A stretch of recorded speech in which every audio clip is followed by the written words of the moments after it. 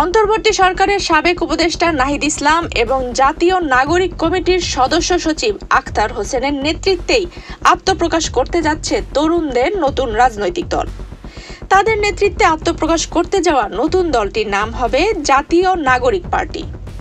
এছাড়া হাসনাত আব্দুল্লাহকে দক্ষিণাঞ্চলের মুখ্য সংগঠক, সার্জিস আলমকে উত্তরাঞ্চলের মুখ্য সংগঠক এবং নাসিরউদ্দিন পাটোয়ারীকে মুখ্য সমন্বয়ক পদে চূড়ান্ত করা হয়েছে।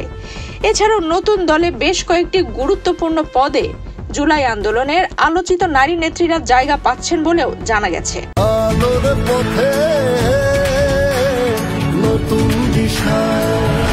27 ফেব্রুয়ারি বৃহস্পতিবার রাজধানীর বাংলা মোটরের জাতীয় নাগরিক কমিটির কেন্দ্রীয় কার্যালয়ে জাতীয় নাগরিক কমিটি ও বৈষম্য বিরোধী ছাত্র আন্দোলনের যৌথ বৈঠকে এসব সিদ্ধান্ত হয়। দল গঠনকে সামনে রেখে ব্যস্ত সময় পার করছেন জাতীয় নাগরিক কমিটি ও বৈষম্য বিরোধী ছাত্র আন্দোলনের নেতারা। নাম প্রকাশ না করার শর্তে জাতীয় নাগরিক কমিটির একাধিক সদস্য এক গণমাধ্যমকে বলেন, নতুন দলে 2 কমিটির বাহিরে অনেকেই স্থান পাচ্ছে। নতুন রাজনৈতিক দলটি হতে পারে 151 সদস্যের, কোর কমিটি হতে পারে 24 জনের। দলের নেতাদের ভাষ্য মতে নতুন দলে উল্লেখযোগ্য সংখ্যায় নারী নেতৃত্ব থাকছে। জাতীয় নাগরিক কমিটি ও বৈষম্য বিরোধী ছাত্র আন্দোলন ছাড়াও সেলিব্রিটি নারীরাও নতুন কমিটিতে স্থান পাচ্ছেন। তার মধ্যে থাকতে পারেন নুসরাত তাবাসসুম, সামান্তা শারমিন, ডক্টর তাসনিম জারা সহ আরও অনেকেই। এছাড়াও জাতীয় নাগরিক কমিটির ফেসবুক পেজে 26 ফেব্রুয়ারি এক পোস্টে বলা হয়, জুলাইয়ের সাহসী নারীদেরকে আমরা হারাতে দেব না। আসন্ন রাজনৈতিক দল সহ অন্যান্য রাজনৈতিক প্ল্যাটফর্মে তাদেরকে সামনের কাতারে দেখা যাবে।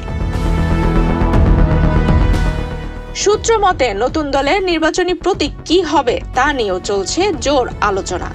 এখন পর্যন্ত সম্ভাব্য 4টি প্রতীক নিয়েই বেশি কথা হয়েছে। এগুলো হলো মুষ্টিবদ্ধ হাত, হাতি, রয়্যাল বেঙ্গল টাইগার ও ইলিশ।